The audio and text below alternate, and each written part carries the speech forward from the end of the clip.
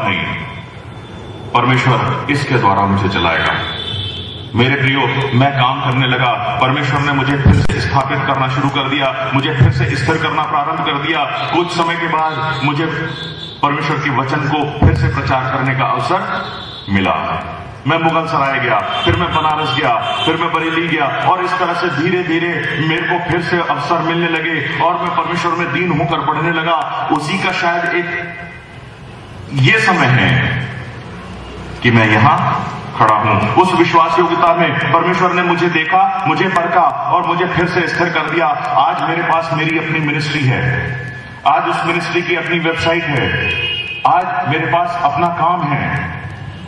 मैं नहीं सोचता था कि मैं कभी कुछ लिख पाऊंगा। मैंने 5 पुस्तकों की लेखनी की है। वो बात अलग है कि सिर्फ एक पुस्तक अभी छपी है, लेकिन ईश्वर की कृपा रही, उसका अनुग्रह रहा तो वो बाकी भी 5 छपेंगी। मैं एक हिंदू स्टडी बाइबल के ऊपर काम कर रहा हूं कि हर 5वीं, 6वीं और 7वीं पास व्यक्ति जिसे सिर्फ हिंदी आती है, उसके हाथ में मैं एक ऐसा धर्मशास्त्र दे दूं कि वो बाइबल को पढ़ सके और उसके अर्थ को भी समझ सके।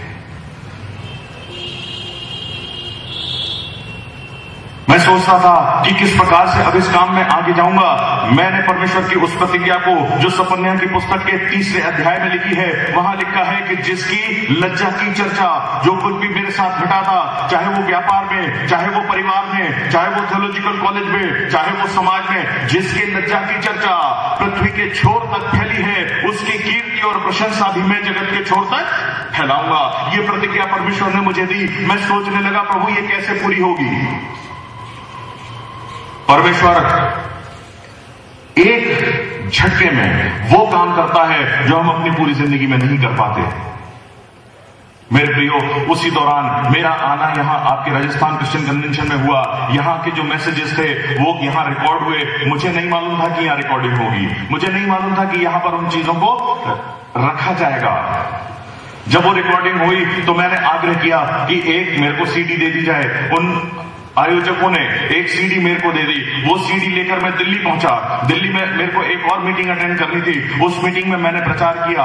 वहां पर एक व्यक्ति ने वो सीडी मेरे से ली और अपने लैपटॉप में लगाकर जब उसको बजाया तो मेरे से कहने लगा कि इस सीडी की मैं कॉपी कर लूं। मैंने कहा कर लो। उसने सीडी की कॉपी करी और मेरे सारे मैसेजेस को उठाकर इंटरनेट पे डाल दिया।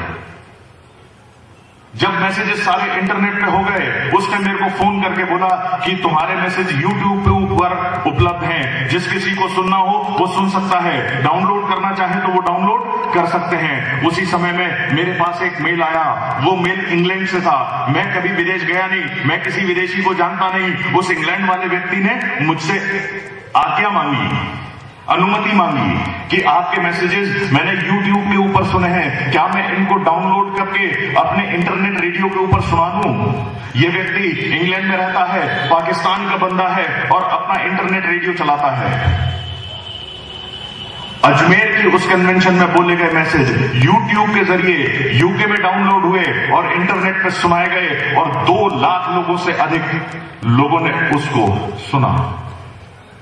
मेरी समझ से परे है, लेकिन बाइबल कहती है कि यदि तू सर्वशक्तिमान की ओर फिरकर उसके समीप जाए और अपने डेरे से कुटिल काम दूर करे तो तू बन जाएगा। और आगे लिखा है कि जो बात तू ठाने वो तुझसे बन पड़ेगी। और परमेश्वर जब तुझे चलाएगा तो तेरे मार्गों पर प्रकाश होगा। आज अनेकों देशों से लोग ईमेल करते हैं, लोग फोन करते हैं, लोग पूछते हैं इस धर्मशास्त्र के अर्थों को। मैं सोचता हूं प्रभु ये कैसे संभव हुआ। प्रभु ने कहा तुझे नाम चाहिए था, लेकिन तू गलत तरह से ढूंढ रहा था। यूहन्ना रचित सुसमाचार उसके 12वें अध्याय के 26वें पद को आप पढ़े तो वहां पर लिखा है कि जो मेरी सेवा करे वो मेरे पीछे हो ले, जो मेरी सेवा करे वो मेरे पीछे हो ले, और जहां मैं हूं वहां मेरा सेवक भी होगा, और जो मेरी सेवा करेगा पिता उसका आदर करेगा। मैं जिस प्रभु यीशु मसीह की सेवा करने के लिए हिचक रहा था, मैंने सोचा मैं अपने बाहुबल से सब कुछ कर लूं।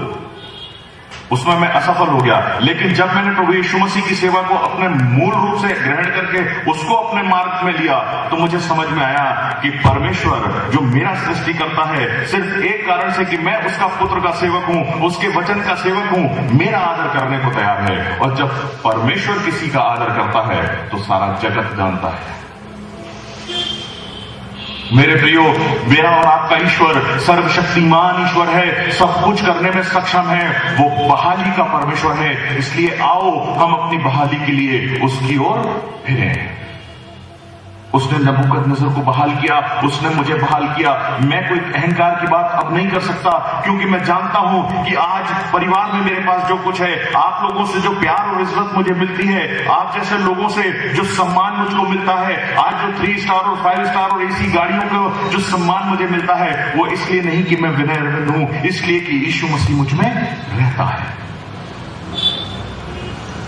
मेरे अंदर से यीशु मसीह को निकाल दो, मेरी कोई औकात और हैसियत नहीं है। मेरे प्रियो, परमेश्वर ने दीन करके इन सब चीजों को मुझको सिखाया, और मैंने अपने जीवन की खुली हुई किताब को हर व्यक्ति को बताया है। मैं खुलकर प्रचार इसलिए करता हूं कि हम में से बहुत से जीवन ढके छुपे रहकर प्रभु की सेवा करना चाहते हैं। हम अपने पाप का बयान नहीं करते, कहीं ऐसा ना हो कि हमारा अनादर हो जाए, कहीं ऐसा ना हो कि लोग हमें तुच्छ जानने लगे। मैं इस बात की परवाह नहीं करता। मैं ये सोचता हूं, हो सकता है कि मैं जिस पाप में था, जिस तरह का मेरा जीवन था, कोई भीड़ में बैठा है जिसका जीवन भी वैसा हो। तो जिस प्रकार से परमेश्वर ने मेरी बहाली करी, जिस प्रकार से परमेश्वर ने मुझे उठाया और बढ़ाया, वो आपको भी उठा और बढ़ा सकता है। कल मैंने आपको एक राजा की कहानी बताई थी। ये राजा था हिजकिय्याह राजा का एक पुत्र उत्पन्न हुआ, जिसका नाम था, ये आगे वाले बोल रहे हैं, मनश्शे। उसका पुत्र था मनश्शे। अगर आप दूसरा इतिहास पढ़े, उसके 33वें अध्याय में पढ़े और उसके पहले पद से पढ़ना प्रारंभ करें, तो वहां पर लिखा है कि मनश्शे 12 वर्ष का होकर राज्य करने लगा।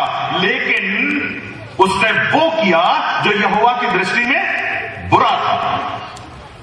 एक धन्य राजा, एक धार्मिक राजा, एक आशीषित राजा, एक ऐसा राजा जिसके इतिहास के बारे में लिखा है कि केवल उसकी उम्र 15 वर्ष बढ़ाई गई। एक ऐसा राजा जो परमेश्वर से भय खाता था। उसकी संतान अपने पिता के आदर्शों पर नहीं चली, अपने पिता के राज्य को स्थिर नहीं रखा, अपने पिता के परमेश्वर की उपासना नहीं करी, अपने पिता के परमेश्वर की आराधना नहीं करी। उससे विमुख होकर उसने वो किया जो परमेश्वर की दृष्टि में बुरा था। और धर्मशास्त्र में लिखा है कि मनुष्य ने परमेश्वर के मंदिर के अंदर जो ओसारे थे, जो खंड बने हुए थे, पवित्र स्थान, परम पवित्र स्थान, याजकों का आंगन और अन्य जातियों का आंगन, इन स्थानों पर अशेरा और बाल देवताओं की वेदियां बनाकर उन पर धूप जलाया। 33वें अध्याय के अंदर आप पहले पद से पढ़ना शुरू कर दीजिए, वहां पर आपको बहुत सी चीजें मिल जाएंगी कि उसने उन अशेरा और बाल देवताओं के लिए धूप जलाया, अपने बच्चों को आग में होम करके जलाया, अशुभ और शुभ मूर्तों को माना करता था, टोने और भूत सिद्धि किया करता था। एक राजा जिसका पिता परमेश्वर से भय मानता था। इसने अपने मार्ग को अपने पिता के अनुसार नहीं चलाया और ये भटक कर दूसरी ओर चलने लगा। परमेश्वर ने इससे बातें की, परमेश्वर ने इसकी प्रजा से बातें करी। उसी दूसरे इतिहास के 33वें अध्याय के 12वें पद में आप पढ़िए तो वहां पर लिखा है कि यहोवा ने मनुष्य और उसकी प्रजा से बातें करी, परंतु उन्होंने ध्यान नहीं दिया।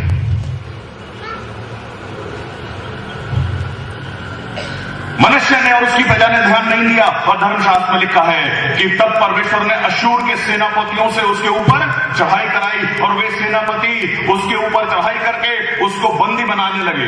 बंदी बनाकर उसकी नाक में नकेल डालकर उसे अपने साथ ले गए। जो आज की फौज है, आज के जो बच्चे हैं, ये नकेल नहीं जानते, लेकिन हम जो बड़े हैं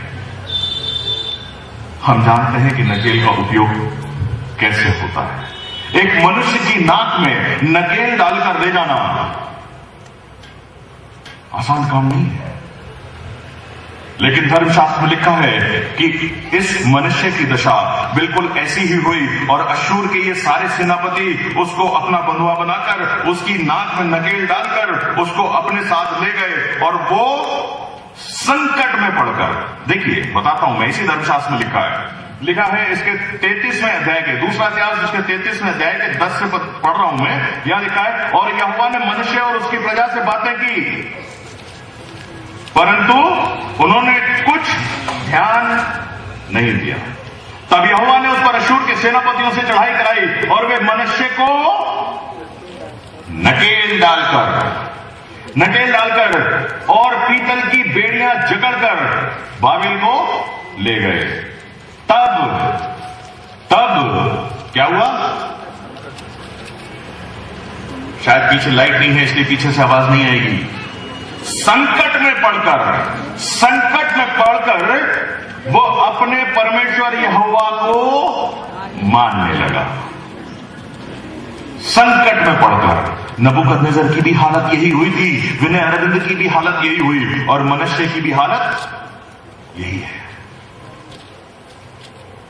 नबूकदनेस्सर ने अपने आप को दीन किया जब वो संकट में पड़ा। विनय अरविंद ने अपने आप को दीन किया क्योंकि जब वो संकट में पड़ा तो उसको कोई और मार नहीं सोचा। लेकिन यहां मनुष्य की भी स्थिति वैसी ही दिखती है कि जब वो संकट में पड़ा, उसकी नाक में नकेल और पैरों में पीतल की बेड़ियां थी, उसने परमेश्वर की ओर मुख कर लिया। परमेश्वर बड़ा दयालु है। मैंने आपको बोला, धन्य है हमारा ईश्वर जो विलंब से क्रोध करता है, जो दया का सागर और क्षमा की खानी है और क्रोध करने में धैर्य धरता है। लिखा है आगे,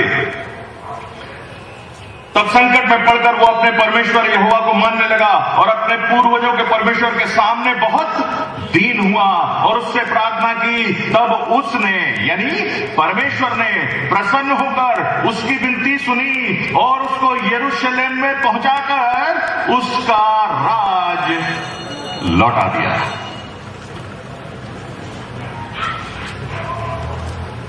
बारह मील दूर बंधुआई में उसको भेजकर नकेल डलवाकर जब वहां पर वो पहुंच गया, तब उसने अपने आप को दीन किया और 1200 मील दूर से परमेश्वर ने उसे वापस यरूशलेम पहुंचाया और वहां पर उसका राज उसको पुनः लौटा दिया।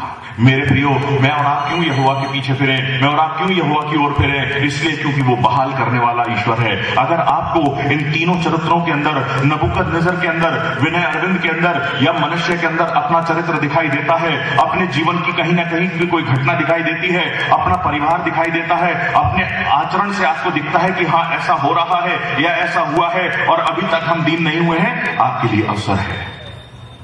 आपके लिए अवसर है, क्योंकि मेरा और आपका परमेश्वर बहाल करने वाला परमेश्वर है। मैं धर्मशास्त्र के इस अध्याय को थोड़ा सा और आगे लेके चलूं और आपको मैं एक नंबर बताता हूं, उस नंबर को आप लिख लेना। जब टाइम मिले तो उसको फुर्सत से बैठ के पढ़ना। लिख लो 2 45 66 11, 2 45 66 911, 2 45 245 66911, 2 45 66 911। आप सोचोगे ये क्या है? मेरे प्रियो, ये मेरे एक संदेश का टाइटल है जिसको मैं आज आपके साथ बांट रहा हूं। इसी संदेश में ये जुड़ा हुआ है। ये मेरा परमेश्वर सर्वशक्तिमान ईश्वर है। जब वो बहाल करता है तो इज्जत भी दे देता है, प्रशंसा भी दे देता है, सारी प्रतिष्ठा भी लौटा देता है, धन भी दे देता है, नाम भी दे देता है, स्वास्थ्य भी दे देता है, मित्र भी देता है, लोग भी देता है, सब कुछ लौटाता है वो, क्योंकि वो सारी चीजों के ऊपर अधिकार रखता है। अगर आप यूहन्ना रचित सुसमाचार उसके दूसरे अध्याय में चले तो वहां पर एक वर्णन है कि एक विवाह के अंदर बहुत दिक्कत हो गई है, वहां पर दासरस खत्म हो गया है, वहां पर लोग परेशान हैं। यीशु मसीह और उसकी मां और उसके चेले वहां पर आमंत्रित हैं। उनके जीवन में ऐसा पहले कभी नहीं हुआ कि किसी चीज की घटी हुई हो और इनको कुछ करना पड़ा हो। ये वहां पहुंचे, मरियम कहने लगी कि इनका दासरस घट गया है, तू इनकी कुछ सहायता कर। प्रभु यीशु मसीह ने कहा, हे नारी, मेरा आदि समय नहीं आया, मेरा तुझसे क्या काम, मैं भी क्यों करूं? लेकिन मरियम को मालूम था कि जब इस तक बात पहुंच गई है तो ये कुछ ना कुछ निराकरण